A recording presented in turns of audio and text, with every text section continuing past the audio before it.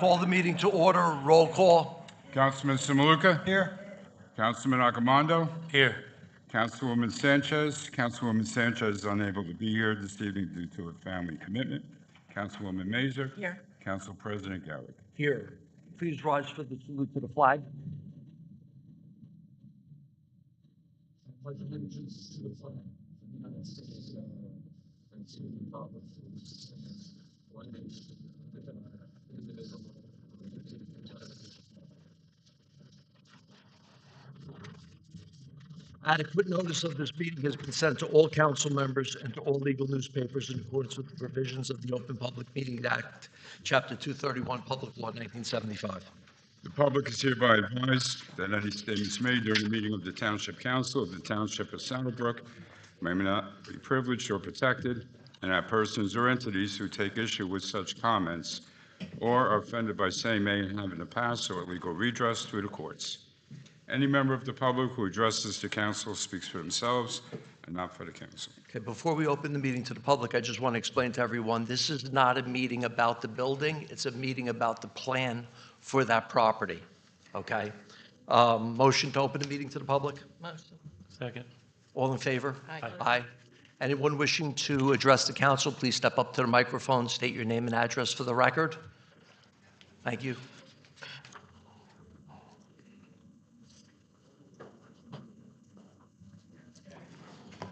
Andrew Judge at Saddlebrook, just sticking on 9395 Market Street. You had two requests for proposals out. So this is a brand new applicant that hasn't done a presentation or a proposal. I thought the initial 4-story 6th unit was going to a Korean. So is it actually going to be a traffic study, an engineer study, a flood study, a school study on this? Is this going to be presented in 30 days, 60 days, 90 days? I don't know, when the first RFP went out 4 or 5 months ago, you had one person, then you were negotiating with 3 or 4, then you picked him. Now this is a whole new developer, development contractor. And in terms of the actual property, what is the sale price? Are we looking for $1 million, $3 million, $5 million, $10 million? And if they get, it looks like 60 units, what's the actual tax revenue the town will have per year going forward off those 60 units? So just looking for an actual date. When's this going to be presented to the public? Council workshop where it's not recorded in a public meeting. Traffic study, engineer study, school flood study. And also, we're having this same meeting in a town a few miles away in Carlstadt. They mailed the whole town. It was a very nice letter asking for everyone's comments, opinions, concerns. Feel free to come by. I don't even think you guys mailed half the town, a quarter of the town. I don't even think you mailed the district. I think you sent this to one street of residences. Why wasn't districts 3, 4, and 5 mailed this 2 or 3 weeks ago? I don't understand between the RFPs, these different negotiations with developers, the sales price, how much tax revenue we're going to get. What the zoning is it staying commercial, residential, is it going to residential? I just think you're going to open up the whole Market Street, both sides, to developers that are very ambitious in Paramus, in Garfield, in Hackensack, and Teaneck, and between just not communicating to even half the town or a quarter of the town, I don't think you should put developers over residents. I think you should put residents over developers. Thank you. Thank you.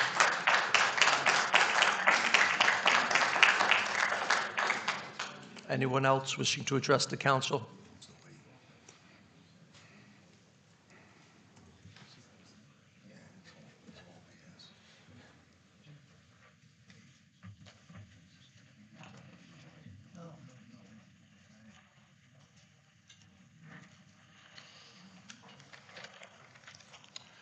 My name's Tommy Hayes. I live in Floral Lane in Saddlebrook. I'm not here for political reasons. I'm here to brighten your day. So I'd like to talk a little bit about what I do. Drums from Heaven is my charity event that I hold every year. I try to help people.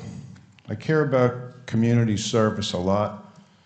That's what keeps me going, trying to do good things for others. So I'm here to invite Saddlebrook. Hopefully they'll see this live stream because the event happens on Saturday, October 18th. We're doing it at the VFW. We go from 4 to 10 p.m. It's $25 donation to get in with food included. It's the 20th anniversary I've been doing this, and it's the last one I'm doing. I'm getting kind of old for this, and my body's aching a little bit, so this is it, this last one. So I'm hoping to get some Saddlebrook people out here. We're raising money for a 10-year-old Saddlebrook girl. Her first name is Paige. She has Rett syndrome. She has some medical difficulties. And a young man who lost his leg to cancer. So what we do is we have drums, of course. We have performances by the Caravan Belly Dancers, nothing X-rated, just the cultural dance. I have a band. We do some parodies, song parodies about drums. And it's a fun night. It goes for 6 hours. So since I'm helping a Saddlebrook resident, I thought it'd be important to come out and invite some Saddlebrook people. So if you can come to the VFW, I'm sure you'll enjoy the night. We have an annual costume contest. It's Halloween themed. You don't have to wear one if you don't want, if you come. There'll be tricky tray prizes. I have $3,000 in prizes to give away. A lot of percussion stuff and some dinners, gift certificates, things like that. I have a very special tambourine signed by Vanilla Fudge, all 4 living members, current members. It's a collector's item for sure. Other special drums are there if you're into that at all. But the main thing is we get together to help other people. So that's what keeps me going. That's why I do this. Over the last 20 years, my charity has raised over $125,000 for worthy causes. I appreciate the people that have supported it, and I sincerely hope that more people can come out for my last event. Again, it's October 18th at the VFW, and it goes from 4 to 10. Every hour is a different part of entertainment. So if you come for a little while, have a bite to eat, make a donation. If you want to try for a prize, fine. If not, just support it if you can. I know there's a garage sale this weekend. Hey, at night you want to go relax, come to the VFW. Last thing, if you can't come and you'd like to donate, please use Venmo, Tommy Hayes at Drums from Heaven. That's it. Thank you for your time. Thank you, Tommy. Thank you, council. Thank you. Anyone else wishing to address the council?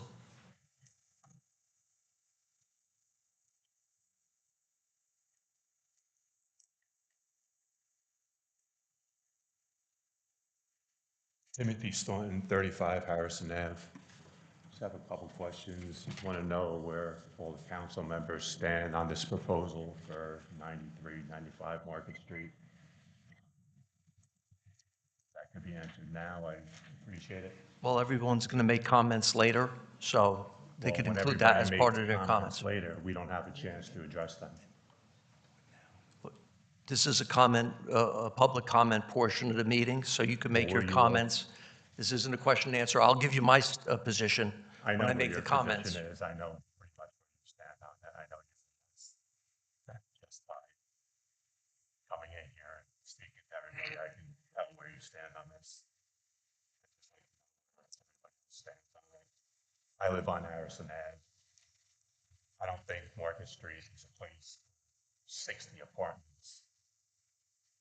And I certainly don't want to be looking at 60 apartments right outside my front door. How would you all like it if that was in front of your house? I know your answer is going to be, oh, Market Street's commercial. We can do what we want. What about the residents that live behind it? It's not fair and it's not right. How is the guy across the street, Ed's Tavern? How many apartments are over there? 8, 10, 12? I don't even know what the number is. How come he didn't do more? Was he told no? This guy can come in here and put 60 units on Market Street? One, I don't think it's safe. Two, I just think it's a bad idea. How many accidents have there been already on Market Street with people going into that building where Ed's was? Ridiculous. I think you really need to take a hard look and maybe reconsider what you're thinking about. Thank you. Thank you.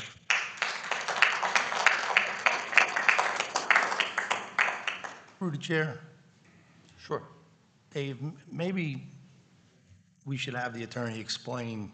I know you I mentioned was at the going to, beginning- as soon as the meeting was closed to the public, I was going to have the attorney explain and answer some of the questions. Okay, well, the only thing is some of the people may want to come up and speak Okay.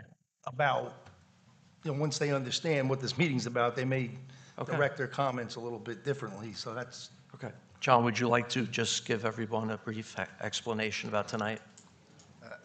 Yes, and just to address some of the earlier comments, this is the introduction of the redevelopment plan. It is the first step.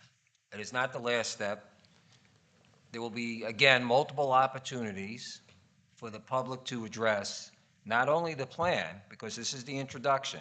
It will then go to the planning board. You will have an opportunity, if you so choose, to go to the planning board and again, voice your concerns. And then it will come back to this governing body for a hearing and adoption, at which time the residents again will have an opportunity to speak. And not only will you have an opportunity to speak, but you will know where each member of the governing body stands because they will have voted by that time. And you will be able to address your comments before they vote and after they vote. Then, after the redevelopment plan, if it is adopted, after that is done, then any developer can come forward with a project that fits within the redevelopment plan. Two proposals were heard at a public meeting. They didn't have to be advertised at all, but this governing body, because they wanted full transparency, gave notice to those residents who would be most impacted. And I think it's fair to say that those residents further publicized it, whether it was through social media or word of mouth, so that many residents in this community, as it wasn't hidden from anyone, were well aware of the potential development of that site. Probably not knowing exactly what was going to be there, but knowing from when the time the municipal building was closed and moved to this site, it was stated way back then that that site would eventually be sold and that it would be redeveloped. So it hasn't been a secret. It's not comparable to what's happening in Hackensack, where those projects involve developments of 300 or 400 units, in some cases 1,000 units. This is not, so when someone compares it to what's happening in Hackensack, that's not even, to say it was apples and oranges would be not even enough of a way to describe the difference between what occurred there and here. Also, with respect to what occurred here and why there's only been 2 presentations, is because other developers who approached the committee and the governing body wanted to put over 100 units, some over 120. That was a non-starter with the governing body. They didn't want to waste the public's time, and they certainly didn't want to waste their time with projects with that much density, so they were told not even to come or submit a plan.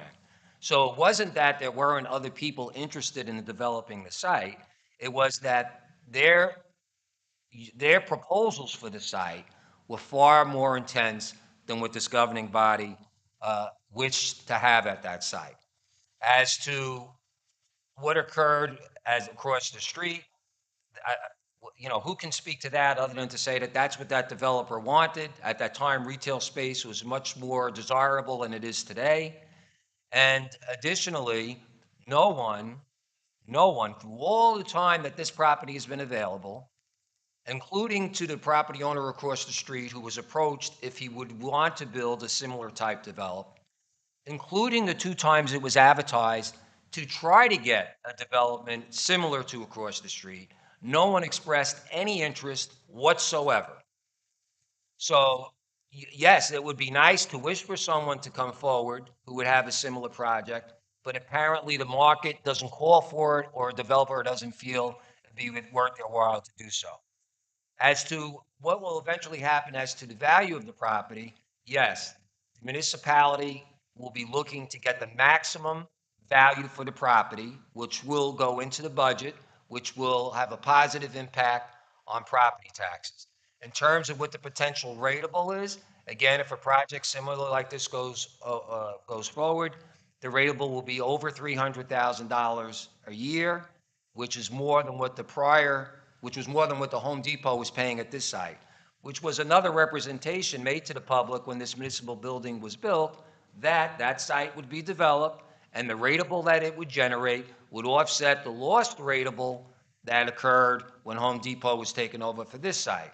So in terms of the property impact on the taxpayers, one, it will be through the value of the property, and two, it will be through the rateable that it generates. So again, there hasn't been any attempt whatsoever not to include the public. All the advertising that took place to this point was not required at all by statutes or was customarily done by municipalities. So the notice that you received was not required. It was out of concern that you were made aware of each step of the process. And as you are aware, because you've been attending the meetings. I think, did I cover everything? I think so. Thank you, John. So the letter that we received that came to our houses said there was a meeting tonight about this proposal, and there's a planning board meeting on the 20th. So what's the planning board meeting all about then? If this isn't approved yet, or this isn't submitted, or whatever, John, could you address what's their that? planning Yes. board meeting for? Because The by 20th. law, that property, several months ago, I don't have the date in front of me, our administrator probably does. That property was designated as an area in need of rehabilitation. And it met the criteria, that's why it was done so. So that went through all the formal process. There was a hearing, the governing body requested the planning board to conduct a hearing. Our planner did a report. He submitted a report to the planning board, so that was all done. The next step after the area is designated as an area of need of rehabilitation is to prepare a redevelopment plan. Again, tonight's introduction is only for the plan, not the project. It's zoning, essentially. So just as, for example, let's say your residential zone has a plan that says you can build a 3,000 square foot structure, it can only be so much in height, and this is the criteria for the development of the site. That's what tonight is the introduction of. The planning board reviews it to determine whether or not that plan is consistent with the master plan, what the master plan calls for Market Street.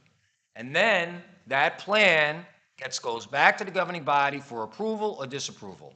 Again, I know I'm repeating myself, but the question was asked. After all that is done, then a developer presents a project for the site. I just have to remind the chair, it's not my decision, but once you allow somebody to get up multiple times, you got to let everybody get up multiple times. So just. It'll take me 2 minutes, not even 2 minutes, it'll take me 30 seconds. All right, so just give me a little patience, because it's not in front of your house, okay? It's in front of my house. So just relax. I didn't say. Okay? I am relaxed. You sound a little agitated. I am a little agitated. Okay, well, I'm very relaxed. The last council meeting, the town lawyer said that the height of the building is only 35 feet. So it's considerably lower than what the original developer was, which is 40 feet. I don't see a big difference between 35 and 40 feet. I do construction every day. So, I mean, to me, It's 37. it's not a big It was difference. 37, Mark. Well, that's even I want to be accurate. 2 feet. Wow, that's wonderful. Okay. Sure. Um, Just name and address for the record, please. My name is Mohammed Hanafi. I live on 32 Harrison. I will be directly affected by this. I think most of the members here and most of the people sitting, they've seen our faces enough times. That's how much concern we have with this project. I say this multiple times. I think it's a broken record. We appreciate you guys' transparency on this, and I understand it's a lot for everyone. I keep thinking about this project because I used to live in Jersey City. I was in a very populated area. I saved a lot of money to buy a house in Saddlebrook because the area is nice. The streets are much nicer, quieter, open. The lifestyle is completely different than Jersey City, as a lot of people here are aware. And for that to completely almost change, like, I'd rather go back to my parents' house in Jersey City. They don't have a 60-unit building in their backyard, which is huge. Regardless of the case of, we talked about this many times, there's issues with water, there's issues with traffic, there's issues with garbage, there's issues with noise, there's so many issues that have to be you have to overcome first. Even if you go through all of this, there's no way to gauge the physical and the atmosphere impact that it has on the neighbors. There's no test for that. No one knows how that feels.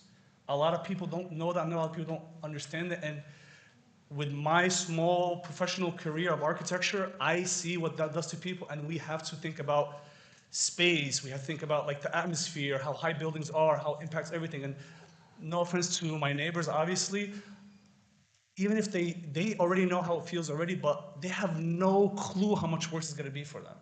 No idea, because it is significantly higher than what everyone's used to. Everyone's used to a 1, 2-story, whatever the case is, and I keep saying this multiple times. The original zoning is for 1 to 2 stories, or whatever the case is. You're limiting a certain parking spot. I understand something has to be there, but you just don't go crazy and go 60 units. I know something has to be there, and where someone's always gonna complain about it. I get that, but there's a limit to it. There's a limit why there's zoning, there's a limit why there's rules. We should stick with it. I understand that they have to go through 60 to make it worth their money and their time, but we have to think about the people that are being affected by it directly. No one here understands how much that's gonna cost or affect everyone on a daily basis. It's just not right. I want to be in my backyard with my son without 60 units hovering over me. It sucks. That feeling's gonna suck. I'd rather just go back to Jersey City and the projects at that point. Like, it's crazy. And it's just not right. We said this so many times. We understand that there's gonna be something that's there. We get it, we understand that something has to be there. And trust me, I'd rather have a bunch of 2-family homes or 1-family home back there than the old beat-up police station. I look at it every day. It looks terrible. And I wish you could put evergreens fence and go crazy. That's great, but to a limit. See what it looks like, see what the impact is. Unfortunately, none of you guys are being affected by it directly. We are. It's literally, I'm gonna share a backyard with these people, whoever they are. And it's just not right for us, that's all. Thank you.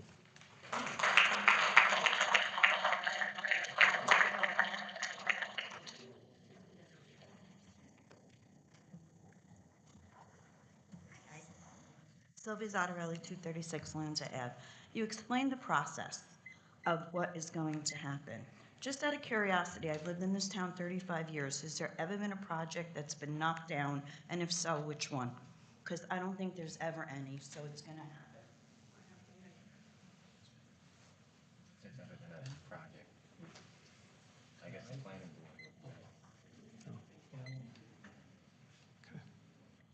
Anyone else wish to address the council? Okay, seeing no one, motion to close the meeting to the public? Second. All in favor? Aye. Comments, Mayor? Thank you, Council President. I have a proclamation. This month is Breast Cancer Awareness Month, so did a proclamation. I'm going to read it. Breast Cancer Awareness Month, whereas October is National Breast Cancer Awareness Month, a national Mammography Day is always the third Friday in October. For women in the United States, breast cancer is the most common form of cancer, except for skin cancers. Every woman should know the risks and what they can do to help lower them. Mammography can detect breast cancer up to 2 years before physical symptoms can be seen or felt. Death rates from breast cancer have been declining, and these changes are thought to be the results of treatment advances, earlier detection through screening, and increased awareness. So now therefore, be it resolved that I, Mayor Robert D. White, the mayor of the Township of Saddlebrook, New Jersey, excuse me, do proclaim the month of October as Breast Cancer Awareness Month.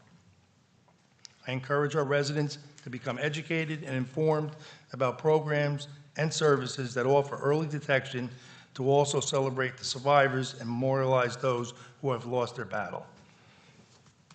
Thank you. Thank you, Mayor. I'm just going to make some comments about this whole redevelopment plan. So tonight, as it was said,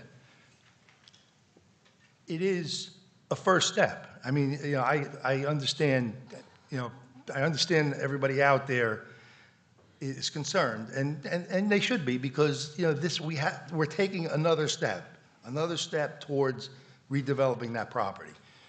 So what's happening tonight is we're voting to amend the plan, the original plan that we put out. The original plan called for mixed use, which was commercial, retail, and residential apartments. Tonight, we're proposing to just do residential only.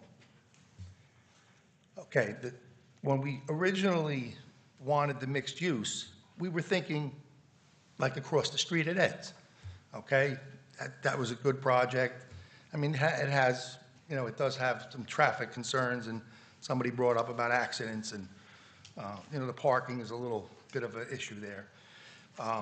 But anyway, well, we found out that we didn't get any bites on when we put that proposal out, mainly because the shape of the lot, it's irregular, and it's not conducive to that mixed use that we originally wanted. You know, we believe, though, now, at this time, through, you know, we're learning as we're going along, too, that residential actually is a better alternative than the mixed use. And one of the big reasons is because, like Moth said, the problem with when you have retail is you have more traffic. You have people coming in and out depending on the hours of operation. You're going to have people all day going in and out, whereas with residential, it's limited. And you know what?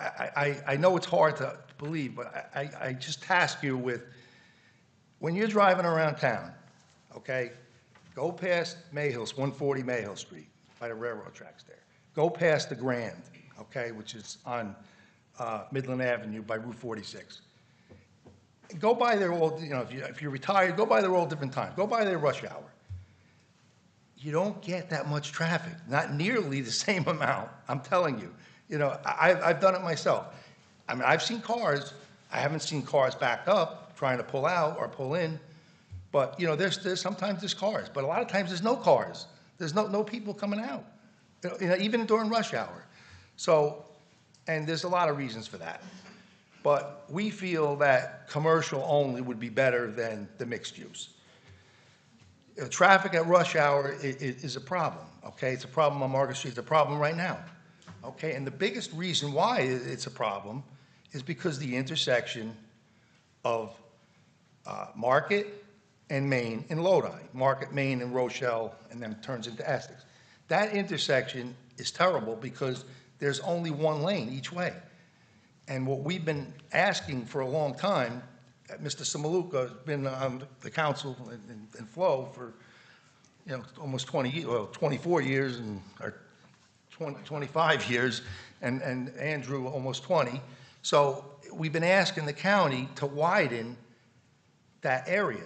But it's a huge project. It's a big, expensive project, but it does have to get done. And, you know, I know myself, you know, regardless of what happens with this project, it needs to get done. Because that's what's causing, especially with the traffic that's going east on Market during rush hour. We've all seen it. We've seen it backed up all the way past. I mean, sometimes when there's a problem, there's an accident, it's all the way to the 7-Eleven. You know, it's crazy.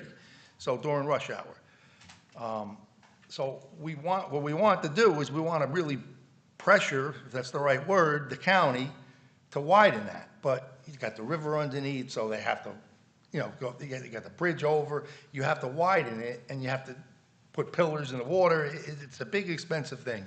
And really, they've been talking about it for years, but we got to push to get that done regardless.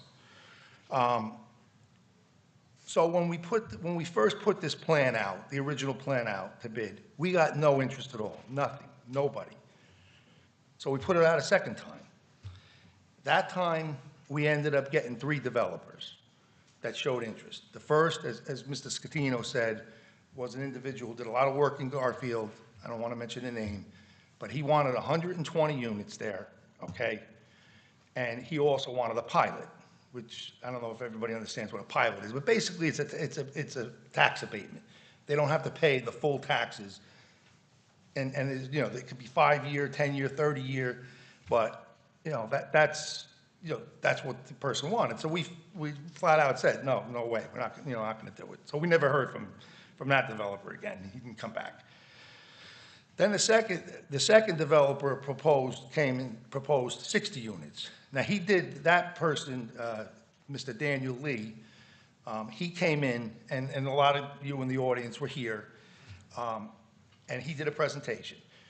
And his presentation was, much higher, there was no underground parking, not nearly the same amount of parking. So there was a lot of concerns, and the people that were, the residents, they were here, really did do, they grilled this person and their engineer, and they came up with a lot of good things, a lot of legitimate concerns. So it ended up that he ended up backing out. We asked him, we said, look, you know what, we can't, the way you proposed it here, you got to come back with something different, and he chose not to. So then the third developer came in, okay? And he, knowing that we heard from the residents, and the concerns were basically, I mean, this is not all inclusive, but the height of the building was a problem, the setbacks, okay, how close the building was going to be to the Harrison Avenue residents. They felt it was too close, insufficient parking, and increased traffic. So those were the primary concerns. So the third developer, Kenneth Mecca, came in, and he did a presentation. A lot of you were here. Mr. Ditzik, I don't think you were here. I do think it was during a work session, so I don't believe it was videotaped. I don't remember, but I know many of you were here. So he did the presentation. I think it was back in August, and he was able to alleviate what we felt, and I think some of the residents did too, some of the concerns. And his proposal was for 60 apartments with no commercial retail component to it.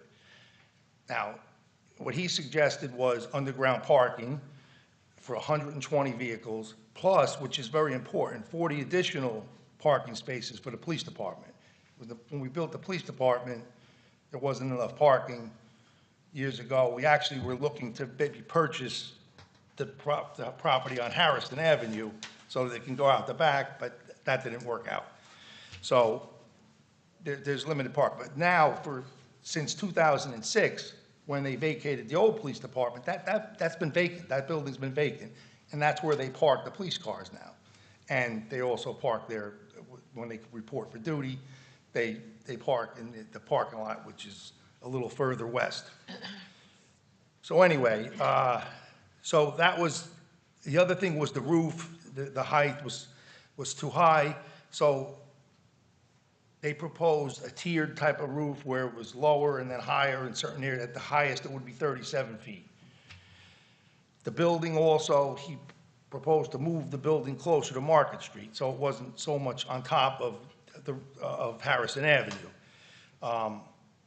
Also, he suggested a larger buffer zone with recommended privacy type of landscaping with giant arborvitae that would eventually grow in, and you wouldn't even be able to see the building, at eye level anyway, or if you were sitting, if you had a deck or something. But obviously, if you looked up, there's 37 feet, it's going to be above. So So you're gonna probably see that until those arborvitaes grow, if they grow 37 feet. But the other thing was, and this was always the case, because even with the second person that came, Mr. Lee, Harrison Avenue is gonna be blocked off. There's gonna be no access in or out, from the apartments, from the construction site, and from the eventual project, or whatever that is that's gonna go there. There's gonna be no access onto Harrison, okay? So that was another thing. A big problem was, I don't know if I mentioned it, but the garbage dumpster. There was a lot of talk about the garbage being in the back, and the noise from when the garbage hauler comes and collects it. So this proposal is to have it underneath by the parking garage, so, actually in the front. So there shouldn't be any noise or smell or anything. And he's proposing some type of garbage compactor. So that's really the history of it, okay, so you understand that. Some other things are, by doing this project, some of the advantages to the town as a whole. I know, look, I'm not gonna convince people from Harrison and the people that are here that this is a good thing. It affects them, and I get it, I do, I understand it. And I feel for you, I do. But you gotta kind of look at what we're facing up here too. We gotta make a decision, what's best for the whole community. So anyway, by doing this project, we'll get credit, 9 additional units towards our affordable housing obligation, which I can't get into the whole thing with affordable housing, but let's suffice it to say that we're obligated, that we have to work towards meeting the number of units that we're required to build in the next 10 years. We have 10 years to try to do this, okay? And there's no way around it. A lot of people say, oh, just ignore it. All the towns that have ignored it or that tried to sue have lost, and they've lost a lot of money. They've lost a lot of money paying attorneys. They end up, sometimes builder's remedy comes in, and they have to put, instead of 60 units, they got to put in 200 units. So it's not a good thing. It's easy to say, yeah, do this, do that, but you know what?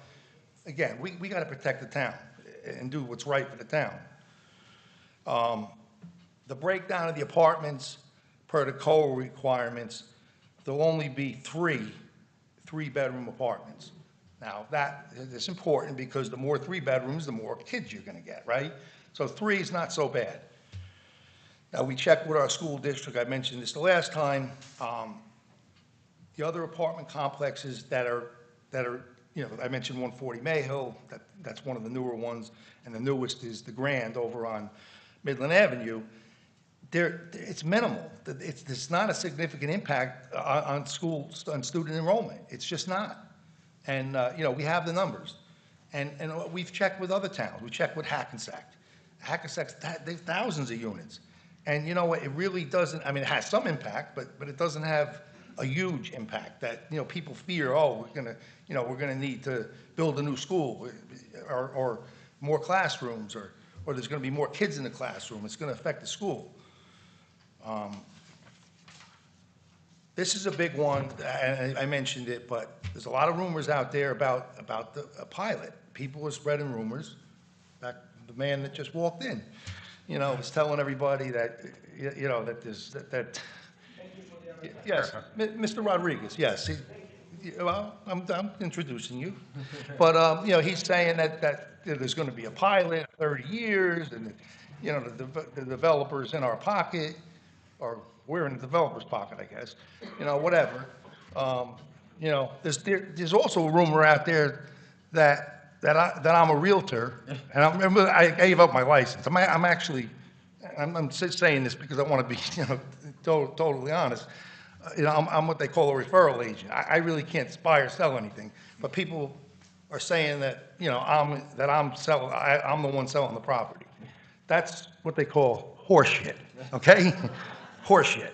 So, but anyway, once the apartments are built, as Mr. Scatino said, we're looking at estimated 300,000 plus in revenue. Now, you know what, I've heard people say, and you know what, look, maybe it's a misstatement or whatever, but, I know I've said it myself, it's going to lower your taxes.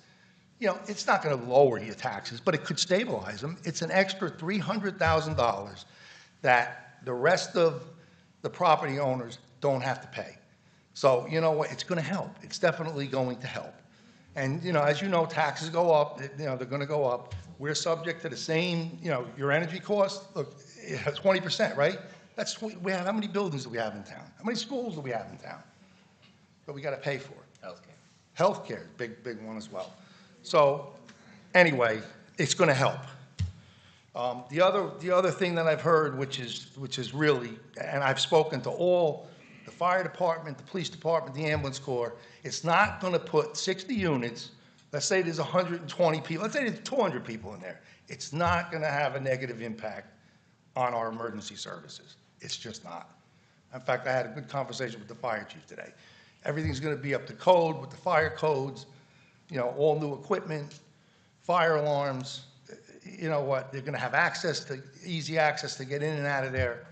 So, that's just, it's kind of crazy talk, it really is. I mean, I can understand people maybe thinking that, but that's not going to impact our police, fire, and ambulance. So that's all I have about that, but I do have some other things I want to get to. I'll try to rush. I know I'm talking a long time here. Okay. We should have received the budget. You should have received tax letters, the final tax bill, which along with a letter explaining the taxes, which came with your tax bill. As far as public service, the gas main replacement project and the paving, thank God they're almost finished with the gas mains, and they should be done by the end of the year, and then they should start paving. Hopefully, they'll be done in time, because they can't pave once it gets below freezing. But whatever they don't get done this year with the paving, they'll start soon. They'll start in the spring. So some events this month, we had the shredding event. I want to thank my secretary, Christine, and the DPW for their help. Manny, help from the DPW. Our Lady of Mount Virgin car show. I want to thank everybody, the committee from Mount Virgin and all the participants. It was a really very, very good show, well attended, and the Manzos, John and Kathy, do a fantastic job with that. We had a senior pancake breakfast. I want to thank Karen Darminio, our director, and everybody that helped with that. The fishing derby, which was postponed, we usually have it in May. In June, near Father's Day. Thank you, everybody that participated. Our ambulance corps came out, and Recreation Director Andy Gallo, my secretary Christine. The Unico Street Fair, another annual event. I want to thank the Unico for all the hard work they put in, and they do a great job. But this year was perfect weather, and it was a very well attended, and really it's a tremendous. I like to call it a town event because the Unico does all the work, but you know what? The town gets a lot of credit for that. You know what I mean? People from other towns come. So also, too, there's a resolution that we have on tonight celebrating Italian American Heritage and Culture Month. Unico has given me the Italian flag, which we put up on October 1st, and we'll take it down on the 31st. So it flies for the whole month. It's out here in the parking lot. Leaf bags are available. Until they last here at the municipal complex. You can come anytime, 8:30 to 4 p.m. Here at Town Hall. Some upcoming events. October 21st is a senior Halloween party, 6 p.m. at the VFW. You can call the Senior Center, 201-845-4594. I think there's some tickets left. It's free for residents. The Halloween Home Decorating Contest, you have to register by October 24th. Registration information is on our website, saddlebrooknj.us. The Trunk or Treat is October 25th In the municipal lot here, 12 noon to 2 p.m. We also have an extra hour where we added a sensory trunk or treat from 2 p.m. to 3 p.m. Our senior center open house, we're having on October 27th from 12 noon to 8 p.m. At the senior center on Caldwell Avenue.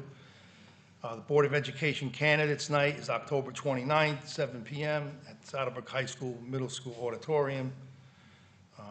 Don't forget about the election, November 4th. Election Day, polls open 6 a.m., close at 8 p.m. Veterans Day is November the 11th. Services at the VFW Circle at 11 a.m. on Mayo Street and Saddle River Road. Municipal offices and DPW will be closed. Section 2 pickup will be Friday, November the 14th.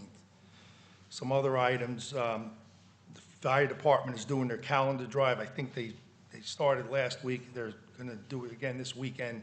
So please be generous. Our fire department does a fantastic job. They're volunteers. They put their lives on the line, and you know, really, our emergency services are second to none. So very proud of them, and they do a fantastic job. We also have something new that we created a community calendar. It's on the township website. Now, basically, what a community calendar does is acts as a central hub for local events and information. So you go to the website, saddlebrooknj.us.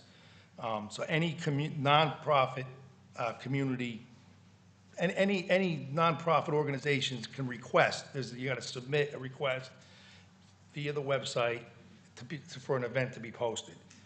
Now, there's some restrictions, obviously, against commercial, political, or private activities. So, but, you know, if you're unsure, submit it, and we'll get it posted on there. So this way, you can go to that, and everything's going to be there.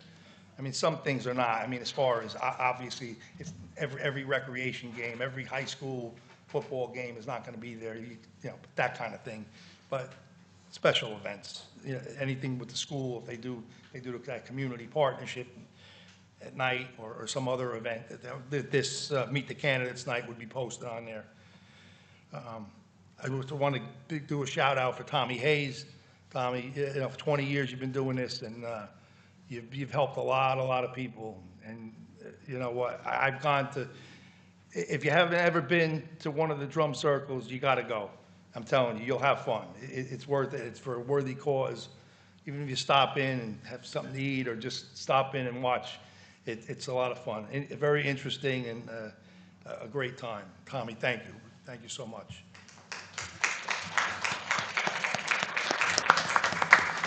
So finally, happy Halloween. Thank you, Mayor. Councilman Akamondo?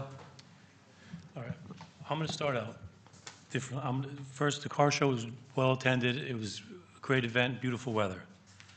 We have the trunk or treat coming up. Please come out, volunteer if you can. It was well attended. We need volunteers for that. If you want to volunteer, call Christine, the mayor's secretary. Now, with the residents on Harrison, you know where I stand. But I'm concerned, and I spoke to so many people directly, and I genuinely am concerned for you guys. But my biggest concern is that, like the mayor said, with the affordable housing, we have an opportunity to control what comes in there at this point. If the state comes in and says, well, we want to put up 280 units, we can't fight them. We don't have the means to go against them. And that'll be even worse for I don't think just for you guys, but for the whole town. I grew up in low-income housing. I don't want to see 180, 230, 250 low-income housings. So I can relate to what you're saying. And I'm genuinely torn right now what to do. The problem is the area is in need of redevelopment, and the state's going to use that against us, in my opinion, and that's just my opinion. So, like I said, if we have the opportunity to control what's going there, I'd rather say, all right, put the 60 units, but move it this way, move it that way, make it nicer or more appealing for the residents, opposed to few hundred units coming in, all low income. So I really don't know, honestly, I'm teetering, and I've, like I said, I'm being honest, I've always been honest, I've listened to you. So I just honestly think that this is a better way to go, opposed to affordable housing coming in and doing what they want to do. So I think that will definitely hurt, not just you guys, which is my biggest concern, but the whole town. So I'm torn, honestly. And I just want you to understand yeah, we're up here, but we're not just doing what we have to do for us. It's for the residents, not just, you guys live on Harrison Ave. By all means, you have 100% at stake. Other people are coming here, which is, I'm glad to see people from other sides of town coming here because they show concern. And that's what we should have for each other's concern. So, I'm torn, so. Thank you, Councilman.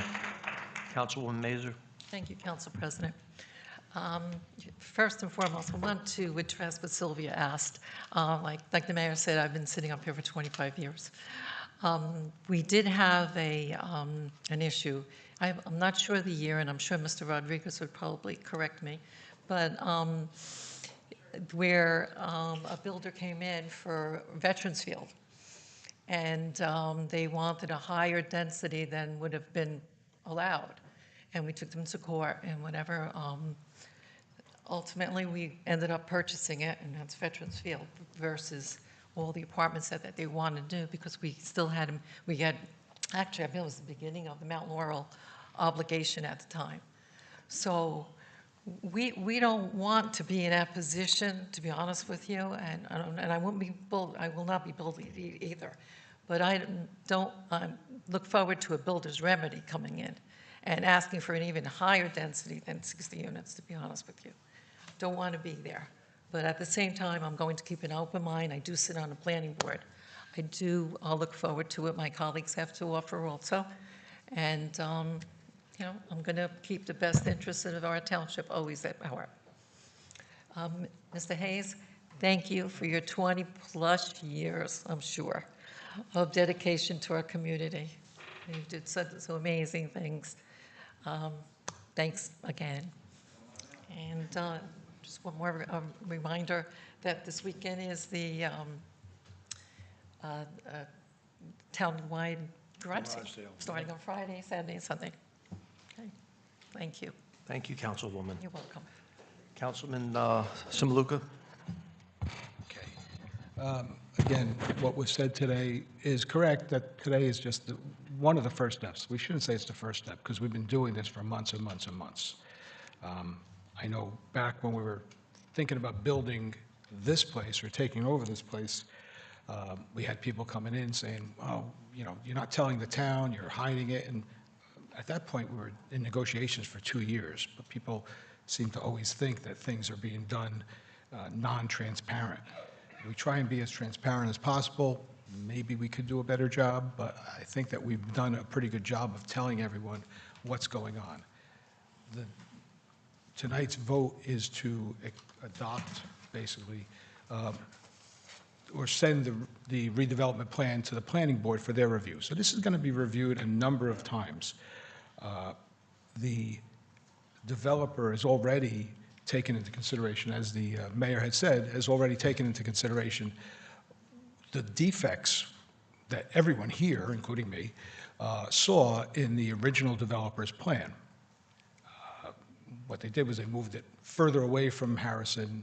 They lowered it. It might not be as low as some people would want, but it has to be a certain height to get a certain number of units in there. They did provide the parking underground and also gave us forever 40 parking spaces for free that we are not going to have to pay for. And they've also indicated, and I think I can say this, that they would dedicate the western part, basically the tip of the triangle, for town use. And we're talking about bringing back that electric billboard and have it there, just because people often say, well, we don't know what's going on in town. We didn't know about it. Well, that's I thought that billboard was one of the best things that we had because everyone's on Market Street.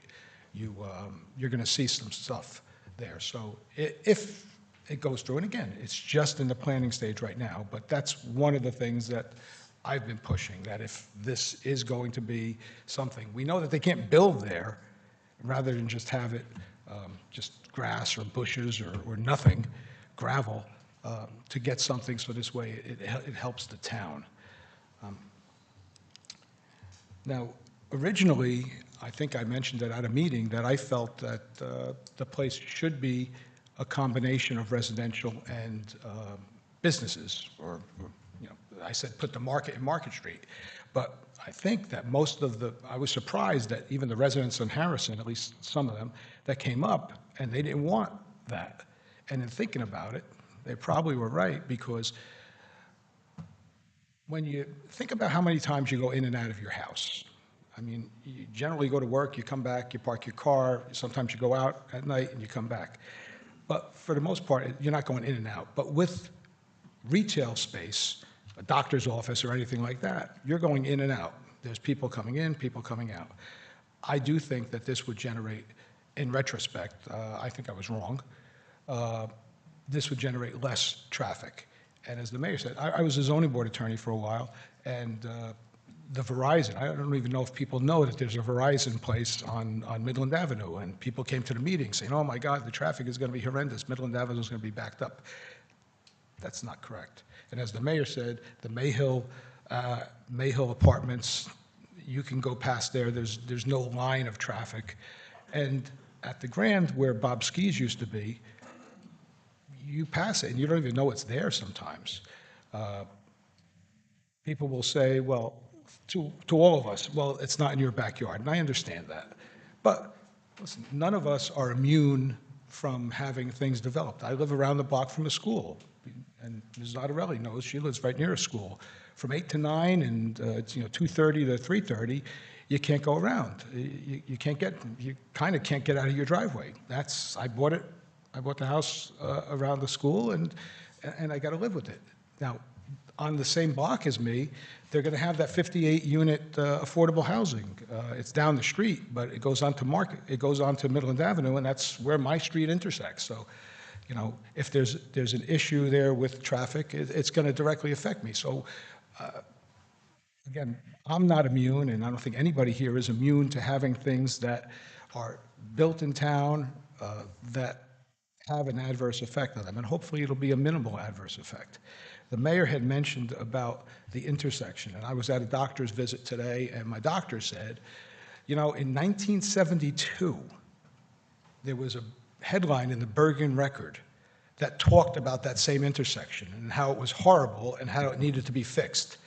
And he also said that President Nixon at that time had something called the Highway Trust Fund, and they gave money to the county, again, 50-something years ago, to fix that intersection. And then the county took that money and did something else with it, but didn't fix that intersection. So this is ongoing from 50-plus years ago. We're, like the mayor said, we're putting as much pressure as possible. It is an election year for our state representatives and our county representatives, and believe me, we've been talking to them about trying to get this done. Unfortunately, it's a combination of county, state, and federal. I mean, Route 80 is right on top of it. That's an interstate highway. So when you got 3 levels of government above us trying to, that you have to deal with, it just makes it tougher and tougher and tougher.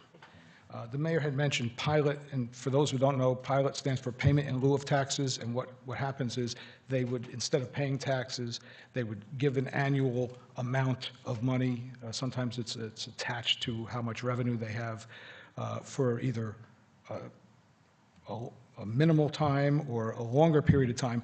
The difference is that instead of taxes, the pilot goes directly to the town, whereas our taxes go toward the Board of Ed. That just comes to us, and it doesn't go to the Board of Ed. So in some places, some towns like that. Oh, we don't have to give any money to the Board of Ed. But we're all in this together. So whether it comes out of our budget or their budget, it's coming out of your budget. So for those who didn't know about that. other things that we have here, I'm glad that the mayor had mentioned all these events that we have, and it makes me proud to be from Saddlebrook, that we have a lot of things going on throughout the town. I mean, he mentioned, between last month and this month, probably 10 different events, including the Unico event. And I think there's going to be a resolution tonight honoring Unico. I've been a proud member of Unico for over 20 years. I was happy to go to our Unico National Convention down at Fort Lauderdale this year because one of our hometown guys, Joe Nasello, was inducted as the president of the entire international organization of Unico. Ed Ebel's here and Sue Syme.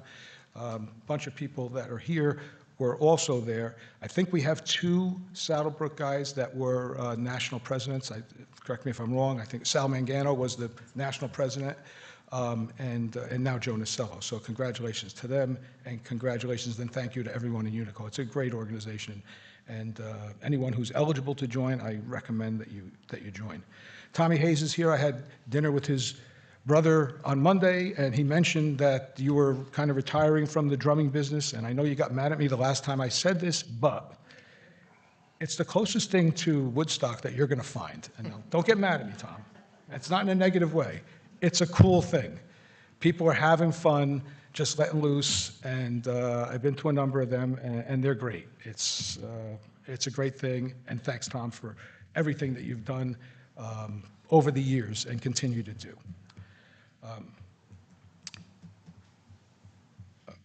Andrew had said something last month about the salary increase in the budget of $400,000. He looked at the numbers, and I said, that can't be. I mean, I was just, as he was saying that, I said, that can't possibly be true.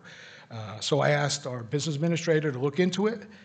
He did get back to me, but I think I'm going to defer a little bit of time to him to explain where that number may have come from. And the fact that it's not right, I don't blame you for getting it wrong, but there is an explanation. Yeah, thank you, Councilman. After looking at that in the budget, and I knew at the time, but I just wanted to verify why that was. And pretty much what the CFO and I, through his recommendation, did in several departments was just lapse a few departments into one department. For that specific example, the police department had this is strictly salaries and wages.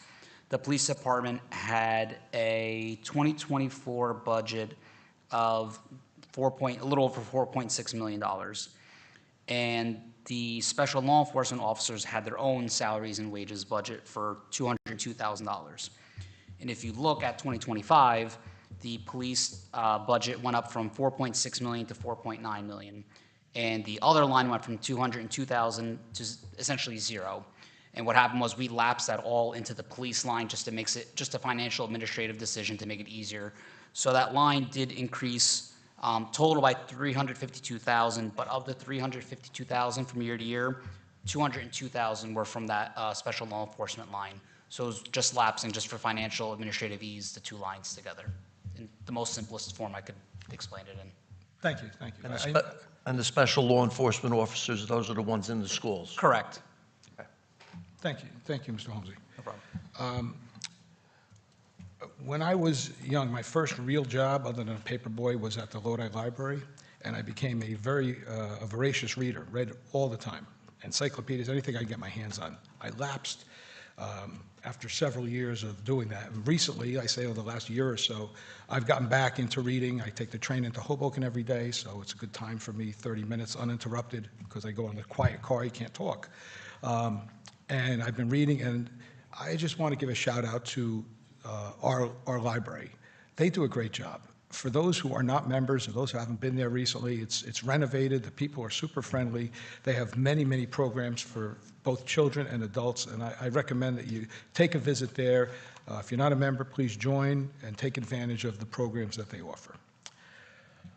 Coming up in a couple of weeks is an election, and it's a very important election for New Jersey. It's our governor. Regardless of what side you're kind of rooting for or voting for or supporting, it's very important that you go out there and vote. People have died for your right to vote. So I'm just asking everyone to go out there, cast your vote. And it's important for Saddlebrook because we have a Board of Ed election. So, we said over here, I think more than 50% of your school budget, of the town budget is based on Board of Education. You want to put the right people in there. So go out, go to that candidates night, find out who you like, talk to people. And you know what? Not just, don't limit it to that night. Talk to your friends, neighbors, anyone who's got kids in school. Talk to them and find out what they think, and then you make up your own mind and see who's the best people to lead our board. And lastly, I just want to congratulate my good friend, Captain Joseph Califano, Giuseppe Califano, and Shayna Kugler, the chief's daughter, on their wedding, which I believe just happened a couple of hours ago. So congratulations and best of luck in your married life. Thank you. Thank you, Councilman. On the agenda tonight, we have a resolution in recognition of Italian American Heritage and Cultural Month. I'd like any Saddlebrook Unico members to please step up to the podium. I have a resolution on behalf of the mayor and council. Please step up. Any members of the council that are on Unico, please step up.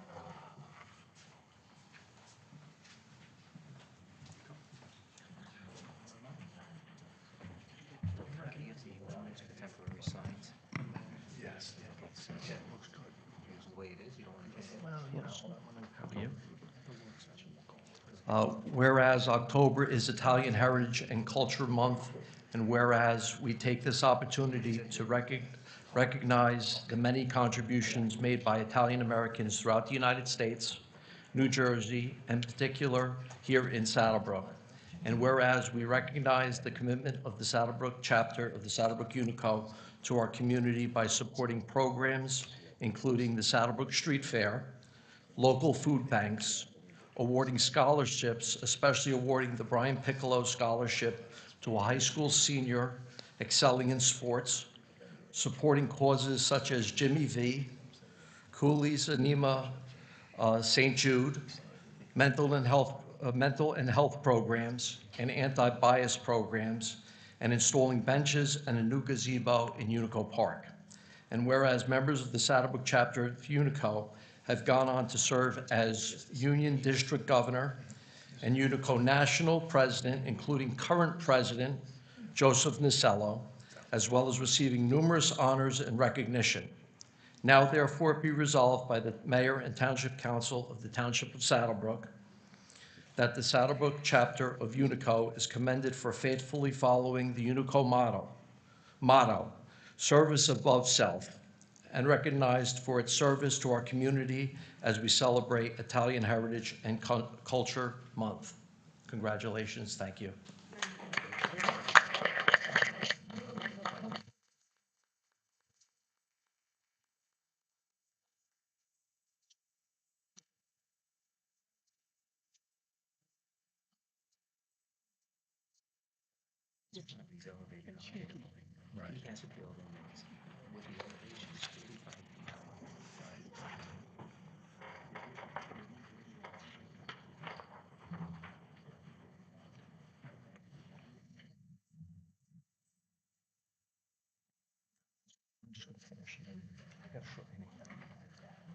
I just too would like to comment about 93 Market Street. Unfortunately, nobody gets any joy of having to make some hard decisions. Contrary to what some people might think here, there are sleepless nights when we affect residents. The last thing we want to do is affect any resident here. We work for the residents. Unfortunately, at times, we have to make decisions based on the entire community. And again, they're not easy decisions to be made. Like the mayor said, like Andrew said, we're in the beginning stages of this process, and any decisions we'll make on my part will be in the best interest of the people here in Saddlebrook. In addition to that, I also want to mention the trunk or treat on October 25th, Saturday. Hope to see everybody there. Veterans Day is November 11th. Hope to see people at that ceremony. I too would like to commend Tommy Purple Hayes for all your hard work and your commitment to the people that need it the most, needy people in our community. So thank you very much.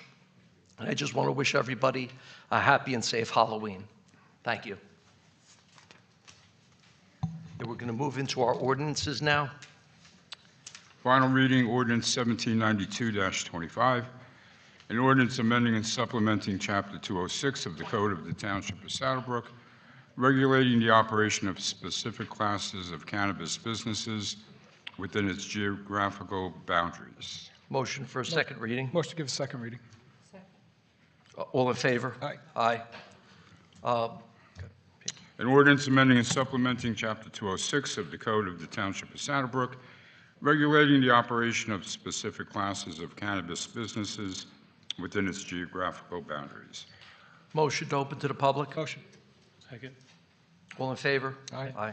Anyone wishing to address the council on this ordinance, please step up to the microphone.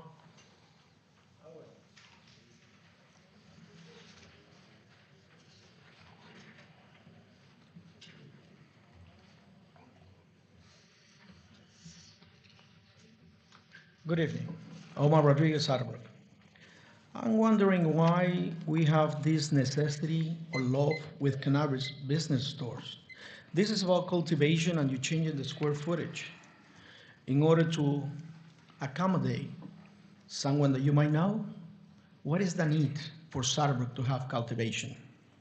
We got all kind of levels. It's the only municipality in the state of New Jersey out of 566 municipalities that we have everything, every single thing. We are going to even pack marijuana, and it's up to today that I haven't seen a plan. How the odor, if any odor, is gonna come out of those stores, buildings, whatever you wanna call it. This is about cultivation, this particular amendment that you're gonna make. But I'm wondering if Saddlebrook is about this. Can someone explain to me what is the need? What is the purpose to accommodate someone that wants to cultivate? Don't we have enough already with 3 approved retail store for sale? We got all types. The only municipality in the state of New Jersey that we have everything. We're giving out the store. We are a small town, but we acting big. What do you think that is going to generate? I heard a couple years ago that it's going to generate millions of dollars. Nowadays, in every single block, basically, in most of the towns, they are popping up. Why are we going out of our way to try to accommodate these type of businesses? Can someone explain to me? I guess not. Thank you. Thank you. Anyone else to address the council on this ordinance? Seeing no one else, motion to close. Second. I just want to state that, yeah, we gave out resolutions for cannabis. It's been a dud, to say the least. Anybody that passes on 46 sees the one store that opened up. This same individual who just got done speaking was telling us that we needed to hire a half a dozen more police officers, and we needed to have, we were going to have trouble and everything else. That's not the case, okay? A lot of them, quite frankly, are struggling. Having cultivation, you wouldn't even know it was there. We'd get 2% of the revenue. Some people may be for it, some people may be against it. You will not see people driving in and out of there, okay? Some people, again, may be for it, may be against it. But the stuff that you're hearing from certain individuals, it's all just grasping and political nonsense. So, Through the chair. okay. Yes. That location was already approved for cultivation. The only thing that this is changing is the square footage. I don't believe they're going to be doing manufacturing there. It was, In fact, Councilman Simaluka, they're going to be rescinding, we're going to be rescinding theirs. for manufacturing? Yeah, for the manufacturing. So they're not going to be doing any manufacturing. So that's going to be one less of the 9. So now we'll be at 8. Okay? Yeah, Just through the chair. sure. The thing that boggles my mind, and this goes for not just Saddlebrook, but every town in Bergen County, maybe even the state. Everybody's worried about putting in legal cannabis businesses, but nobody's worried about the vape shops selling legal marijuana to our kids. That's what bothers me, is that we haven't had not one person ever come up to this podium and say anything about the vape shops we have in town. I think you may have. Come to this town and say, what are we doing about the vape shops selling illegal marijuana to our kids? You know what we've done? Nothing. And it's embarrassing that we've done nothing to do anything about it because we don't have control of it. They come in and they could open up without any permits, without any approvals, they could just open up. And I just don't understand it, how that could happen in today's society. But yet we have legal marijuana shops coming in that's going to sell legal, clean marijuana without fentanyl in it. And yet people complain about that, but they won't complain about our kids getting illegal vapes with marijuana in it. I'm just confused about that. That's all I had to say. Thank you. Okay, motion to approve this ordinance? Motion. Close the meeting. I apologize. Close the meeting? Motion to close. Second. All in favor? Aye. Aye. Be resolved by the Township Council of the Township of Saddlebrook that the ordinance entitled, an ordinance amending and supplementing Chapter 206 of the Code of the Township of Saddlebrook, regulating the operation of specific classes of cannabis businesses within its geographical boundaries, is now passed on second and final reading, and that the Township Clerk be directed to advertise said ordinance or title thereof in the press, together with the notice of the date of passage of said ordinance according to law. Motion to approve? Motion. Second. Roll call? Councilman Samaluka? Yes. Councilman Arcomando? Yes. Councilwoman Mazer? Yes. Council President Garrick. Yes. Of ordinance 1793-25 for first reading, an ordinance of the Township of Saddlebrook, County of Bergen, State of New Jersey, adopting the redevelopment plan amendment for 93-95 Market Street for first reading. Motion? First reading. Motion to give first reading. Second. Roll call?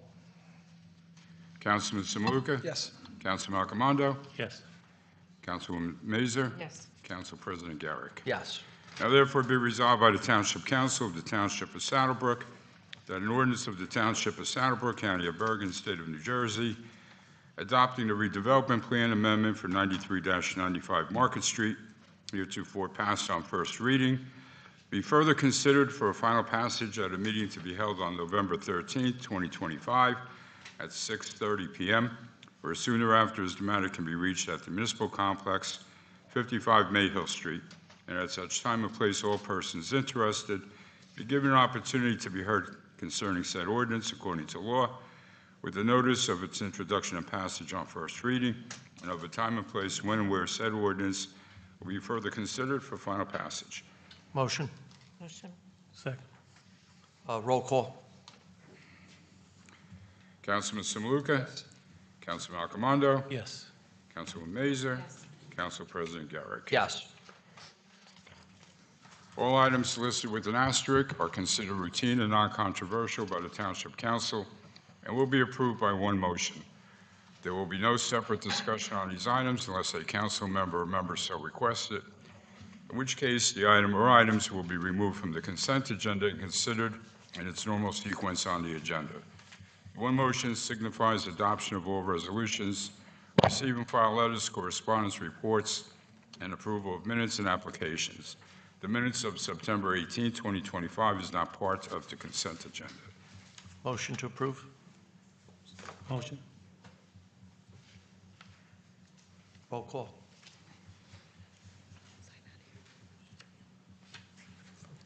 Councilman Samaluka? Yes. Councilman Arcomando? Yes. Councilwoman Mazer? Yes. Council President Garrick. Yes. And we have the minutes of the September 18, 2025 regular public meeting. Motion? Motion.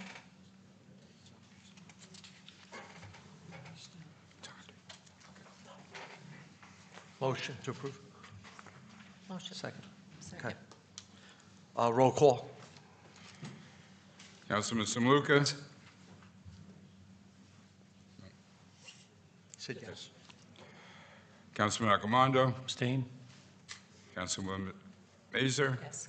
Council President Garrick. Yes. Thank you. Old business?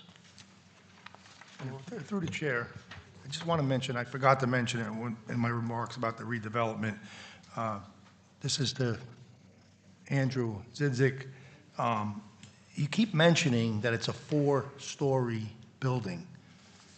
That's incorrect, okay? A 4-story building would be at least 50 feet. So that's not accurate. In fact, it's untrue. It's totally untrue and misleading. So, you know, I hope that next time you come up that you'll at least not say it's a 4-story building, because it's not. My other remark is to Mr. Rodriguez. You mentioned about the cannabis, and you mentioned that we're you said the only town in New Jersey. Now, I want to make sure that that's what your statement is, because I'm going to research it, because I think you lied. I think you don't even have that information. Are you sober today? I'm absolutely sober, yes. I don't drink at all. I don't drink at all. Oh, okay. Okay. Yes. Okay. So anyway, I'm gonna, you know, you say things all the time. Half the things you say, half the things that he says are a lie. So, and he's out there making a lot of lies. And tonight he said something, and I don't think he knows at all what he's talking about. You made the statement. So I'm going to research it, and if you're wrong, I'm going to come here next meeting. If you're right, I will say you're right. You should have done your job before then, not now, after the fact. You should have. I'm going to tell you, past experience, I know. Past experience, I know you're a liar, Mr. Rodriguez. Thank you. I just want to mention in new business, the Flood Committee and the Green Team Committee are looking into a new program. It's called the Resilience New Jersey, and it provides grants for climate change and flooding. So the Green Team / Flood Committee will be looking into this and getting more information on it in the future. It is on the agenda, so I wanted to mention it. Dave, I got to just excuse myself for a minute. Can you hold on 1 second? We got to just approve this. Yeah, we have under new business best practices. Okay. Okay. Could I have a motion to approve the best practices? Motion. Second. Roll call? Councilman Samuika? Yes. Councilman Accomando? Yes. Councilwoman Mazer? Yes. Council President Garrick. Okay. I also need a motion to approve application for the Resilience New Jersey Department Grant Program. Motion. Second. Roll call? Councilman Samuika? Yes. Councilman Accomando? Yes. Councilwoman Mazer? Yes. Council President Garrick. Yes. Okay, thank you very much. Motion to open the meeting to the public for agenda items only. Motion. Second. All in favor? Aye. Aye. Aye. Anyone wishing to address the council, please step up to the mic, state your name and address for the record.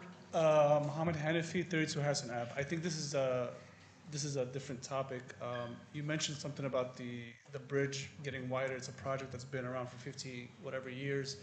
Is there anything that the neighbors and we can do to help you guys push that?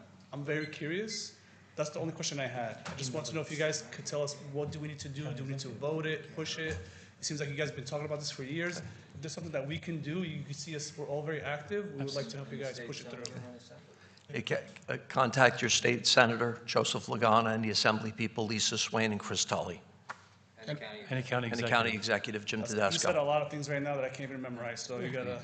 Okay. So, I mean, We're in there's a step, legislative, we'll okay, find out. Mohammed, we're in legislative district 38. Okay. Okay, so our state senator here that represents us is Joseph Lagana. Okay. Okay, and our assembly representatives are Chris Tully and Lisa Swain.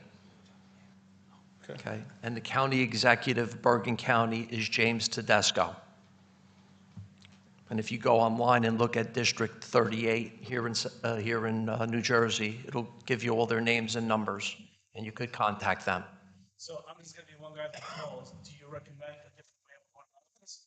You could, A go ahead. petition would be, A petition, okay, gotcha. Thank you so much. Thank you.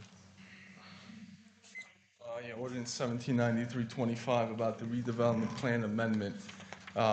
So when is the date and time of that presentation going to be? Because the only presentation you had was for the 4-story, 60 units. And the attorney repeatedly said during the last meeting, there's been multiple televised recordings. The council workshop agendas on the first Thursday at 5:30 are never televised. So where are these televised recordings that you stated in the last council meeting that we've had multiple televised recordings for you to review? We've had none. The only presentation from any developer was 4 stories and 60 units. So can you please tell the public now, because unlike the mayor of Carlstadt, who mails the entire town about a redevelopment project to have their opinions, concerns heard, do you have a date and time? I mean, you've been looking for RFPs for 6 or 7 months now. And another question, why does it have to be 60 units? I don't understand. Why can't we get down to 30 units or 20 units? So just looking on the date and time for a presentation, any studies going to be done in terms of school impact, flooding impact, infrastructure, water impact? Can the infrastructure even on Market Street sustain a new massive development? Additionally, I'm very happy of the accounting error that you found, because that puts $300,000 back into the budget. So last year, in the budget, we had an extra $2.5 million, and you said that this property of 60 units will generate $300,000 per year. But you took 1.3 million you left and you spent 1.2 million. And I find it hard to believe that you spent $700,000 on a single tax appeal. If you're going to lose that tax appeal 8 or 9 years ago, you pay it off immediately, because if you continue to let it run, it's going to be a massive amount. So thank you for the $460,000. I've been coming here for 4 months. I find it hard to believe we spent $704,000 on a single tax appeal. And the other thing of it's going to generate $300,000 per year, it doesn't look like, based upon you only telling one street in town about this presentation, we don't even know when that's going to be presented. But when we built this building for 35 million, there was not even a referendum. So you guys are looking for $300,000 per year, but you're building a $35 million building. Doesn't make much sense to me. I mean, we have 60 units on Roswell Lane. This could be 60 units, that's 120, not to mention all the affordable housing. I just don't understand. There's no transparency, no communication. Nobody's getting communicated in town but a single street of residents. Okay, Mr. Zitzik. So just looking forward to the date and time of that All right, presentation. thank you. Just through the chair, just for the record, this building wasn't 35 million. It was 28 million completed and purchased. By next month, it'll be 40 million, and then 45 and 50.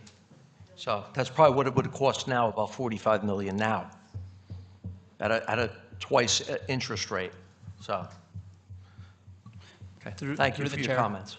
Sure. If I may there, just to clarify one point, and I'll explain it again if I didn't explain it clearly the first time. There was no accounting error. Maybe it was just misread on the budget. I know. It was just 2 lines combined into one. Thank you. I appreciate your comments, Mr. Hamzy. Thank you. Stick around afterwards. Don't run out. I want to have a conversation. Sure. But you gotta be quick, because I gotta go run. Okay. Good evening again. I'm gonna have my 3 minutes. About the 28 million, I doubt it very much. I gotta see in writing. I requested that a year and a half ago, and I haven't received the paperwork about the cost of this building. And it's in excess of $32 million, I can see that. Unless you show me the paper, that's when we're gonna talk about it. But right now, my name has been popped up. I've been in the audience, I came late on purpose. I didn't pretend to speak up at the podium today. I want to just hear what's going on. But since my name was brought up, I want to just clarify a lot of the stuff. They say that I just spread lies. Okay, let's go just by the facts. Caldwell Avenue, across the street from Senior Citizen Center, they tried to sell us a piece of property that was paying taxes. We gave it to the county. They built it. How much taxes they paying for all those units? $16,000 a year. Okay? Is that a lie? They told us that it was going to stabilize taxes. Lie. That's a fact. That the residents of Southbrook were going to get those units? Wrong. That's a fact. People from all over the state of New Jersey came to live there. But now here we're going to talk about what's going on. Councilwoman Macer just brought my name about Veterans Field. Yes, I'm responsible for that part because they were going to build hundreds of units over there, and I fought for that, against it, because I was in the council. And what was the negotiation? That we create a part, we built a part, and they were not going to build those hundreds of units, and I'm proud to say that. However, since they mentioned again that Councilwoman Mason got 25 years of experience, Councilwoman, can you tell me what is a tax abatement? I guess not. Who is the applicant for the 60 units tonight? The king? You don't know. I stated last meeting that it says on the paperwork, Dannon Group, and you told me that it's not important, but today you're approving for someone that says a different name on the application. There is no application. Sir, I got the floor right now. Excuse me. They put in the agenda a name. Now the blueprints is a different name. But now let me just go on. Right now, they say that it's not a pilot. It's not on your control. Mayor, you just stated today that you used to have a real estate license. You should know that if they go for a tax abatement, they don't have to go here. They don't have to come here. They can go for a tax abatement of 20 Completely years untrue. or 30 years and go to the state. Completely untrue. And then, I know. Sir, It I all- have the floor. it's all If they're gonna untrue. interrupt me, I hope that you give me my minutes back, because when you talk, no one interrupt you. Give him another Correct? 30 seconds. It's a council meeting, not an Omar Rodriguez meeting. Sir, if you want to debate me, let's go one-on-one if you have knowledge. Let's go in any issue right now. Your time is up, Mr. You see? Rodriguez. Have a good night. But it's not about good night. The planning board should have heard about this case before. I just want to ask you this, and with this I leave. What is going to be the asking price? Have a good night, Mr. Rodriguez. What is going to be the asking price on the property? Have a good night, Mr. Rodriguez. Is he wrong? Are you hiding something? Do you have any shady deal? What is the asking price? They have to pay a price. The public got the right to know. Motion to close the meeting to the public. What is the asking price? Is that too hard to answer? All in favor? That's a shady question. I guess a shady answer. What is the asking price? Are they going to pay $1? You don't. Are they going to pay You 100,000? don't understand the Thank you process, very Mr. much, Rodriguez. sir. It's so simple. You sell it. The meeting You is should now sell the closed to property the public. for a bowling alley. The meeting is or now any other thing, closed or to the medical public. office, but you just want to sell it to create units. You just selling the meeting wrong is closed to information. the public. Mr. Then again, Rodriguez, please step anytime down. you want to debate me, no speak behind me. Speak to me Please- right now, please face to step face. down. You know why? Because you're incompetent. That's your problem. And on Mr. January Rodriguez, 1st, the meeting is 2027, it will be a new to the mayor public. sitting there. Believe me. Thank you very much. Have a good night. More lies by Mr. Rodriguez. Okay. Thank you. Through the chair, if I can just, Please do, Mr. Scatino. if I can just address what was to say it was a blatant misrepresentation would be saying it nicely. The only way you could get a pilot is through the governing body. There's no other way possible. Legally, you could go to court. It's impossible.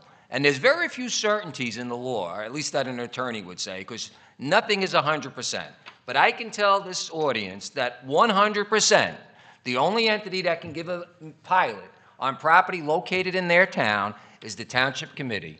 And I could also tell you 100% certainty that this, whatever gets developed there is not going to get a pilot, because they're not eligible for a pilot and they're not seeking a pilot. As far as a tax abatement, I don't know where he's throwing that up from, because a tax abatement is only by statute that you could possibly be eligible for a tax abatement. So those statements were irresponsible and a complete mischaracterization and a misrepresentation to the public for whatever purpose he's seeking to achieve. But it serves no benefit to the public to spread inaccurate and misinformation. And as far as when a presentation is going to be made, again, this is only for the zoning. I'm calling it zoning, but it's, legally speaking, it's a redevelopment plan. There will be a formal presentation of any application for the development of that site, where you will get all the details. And there will be a traffic study. And there will be studies as to, or testimony as to the number of students. All of that will be presented when an applicant submits an application for a project. At this point in time, no application has been submitted to the planning board, which is where it would have to go. The planning board approves site plan, and if there's any variances required, it goes before the planning board. An application has not been filed by either the developer who presented their proposal or anyone else for that matter with respect to the development of that site. So all these comments about the lack of transparency and so forth, again, are mischaracterizations. I don't know what the intent of the people are who spread this misinformation. I think the people on Harrison Street deserve the truth. They don't deserve people to try to get you incited over false statements. Perhaps they think that's the only way they can get you motivated, but you seem pretty motivated just based upon the facts. And it's in everyone's interest to only spread the facts and not spread misinformation. Thank you. Through there. Sure. Again, not to beat a dead horse, but again, about misinformation. The gentleman came and said that the name on the plan was different than the name in the ordinance or on the agenda. I just read the entire ordinance, and there is not the name of a developer on the ordinance, because this is not an ordinance to grant any developer the right to develop there. This is, all this is to adopt the redevelopment plan. It doesn't mention the name of a developer, nor should it, because that's not what the purpose of this ordinance is for. I think he was reading. He didn't understand the process. He doesn't listen when he comes here. He's just thinking about what he's going to say when he grabs the microphone. I think the plan might have the architect's name, and he may have gotten the name of the developer from the last meeting, and they're not the same, but obviously the architect is not the developer. The architect is someone who works for the developer. So that may be the issue, but I just wanted to, because I didn't think that the developer's name would be in an ordinance of this type, and in fact, it was not. So another misrepresentation. Thank you, Councilman. Anyone else? Final comments? Through the chair. Sure. Just to clarify with this building, because we've all been involved with this building, I think since 2019, when we first met. We borrowed money through the Bergen County Improvement Authority, $28 million. We did purchase the property. We retrofitted the building and stayed within that $28 million. We were able to get the loan at 3% interest, and it was built in over 3 years into the budget years ago. And I think, just to clarify that, we did stay within the budget at the time of $28 million, which is what we said we would do. And I think it's a great accomplishment for the town and for everybody that's sitting up here. Just wanted to clarify. Thank you, Pete. Anybody else have any final comments now that we got our blood flowing? Okay. Motion to adjourn. Motion. All in favor? Aye. Have a great evening, everyone. Happy and safe Halloween to all. Thank you.